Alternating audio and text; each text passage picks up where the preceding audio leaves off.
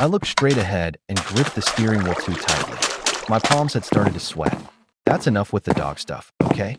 I muttered, trying to sound annoyed instead of afraid. It's not funny, okay? And don't pet that dog anymore. In fact, if you see it, leave it alone and pretend it's not there.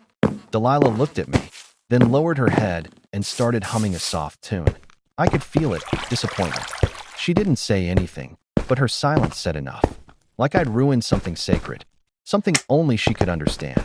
I know kids love animals, but that dog, or whatever it was, clearly wasn't right. The way it moved, the way it looked at me, it unsettled me deeply. I didn't want Delilah getting close. I didn't want her hurt. And if it really had been under my car, I could have hit it. Just thinking about that made my stomach churn. We drove home in silence.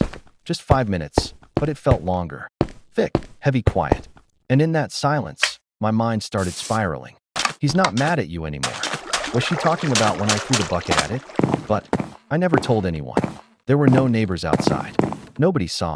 How did she know?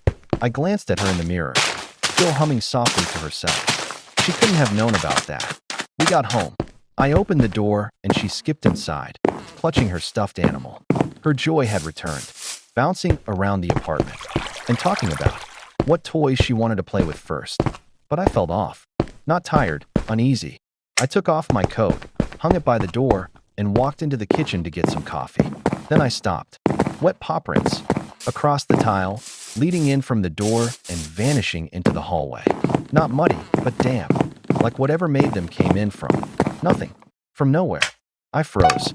The prints were too big for a cat. They weren't new either. No trail back to the door, just a beginning inside.